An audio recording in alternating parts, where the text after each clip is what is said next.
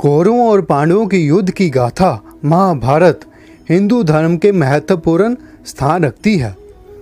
यह एक ऐसी कथा है जिससे संबंधित बहुत सी कहानियों को हम जानते हैं और इससे जुड़े कई रहस्यों से भी हम भली भांति परिचित भी हैं।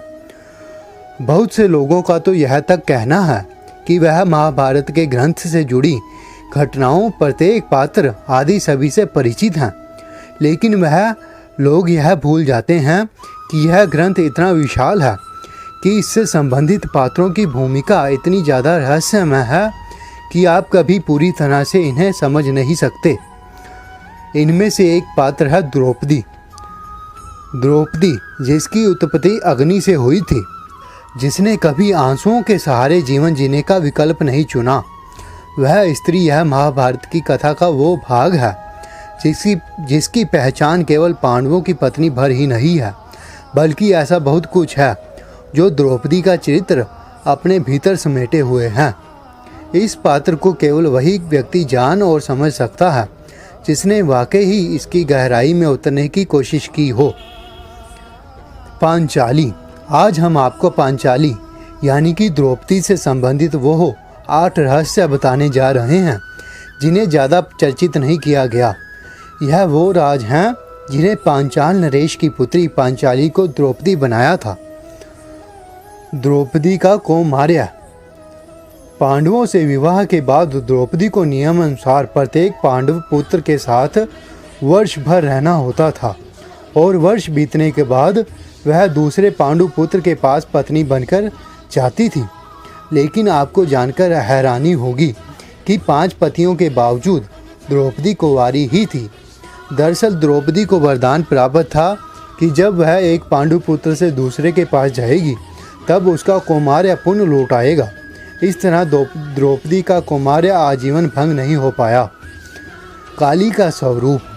दक्षिण भारत में यह मान्यता है कि पांचाल नरेश की पुत्री द्रौपदी स्वयं काली का ही स्वरूप थी, जिन्होंने भगवान श्री कृष्ण की सहायता से कौरवों का सर्वनाश करने के लिए धरती पर अवतार लिया था।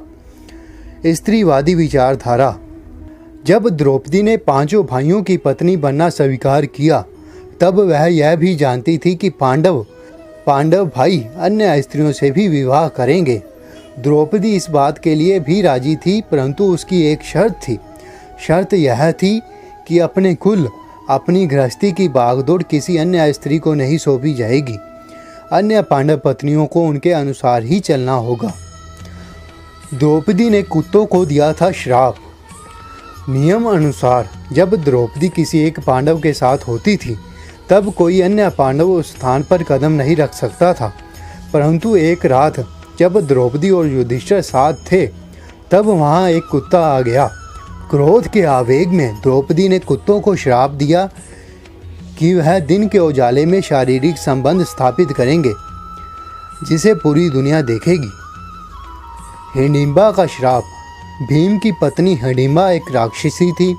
द्रौपदी ने उसके पुत्र घटोत्कच को निष्कृत किया था, जिससे क्रोधित होकर हिडिंबा ने द्रौपदी को श्राप दिया था। माना जाता है इसी श्राप की वजह से पांडवों के वंश का नाश हुआ था। द्रौपदी के सखा श्री कृष्ण। द्रौपदी के अगर किसी पर विश्वास किया था तो वह स्वयं भगवान श्री कृष्ण थे। श्री कृष्ण ने भी एक सखा के तौर पर हर क्षण, हर स्थिति में द्रौपदी का साथ दिया था। द्रौपदी जब किसी मुश्किल में या किसी अनुकूल परिस्थिति में फंसती थी तब उनके सखा श्री कृष्ण ही उनकी सहायता करते थे। पांडवों पर विश्वास नहीं करती थी द्रौपदी।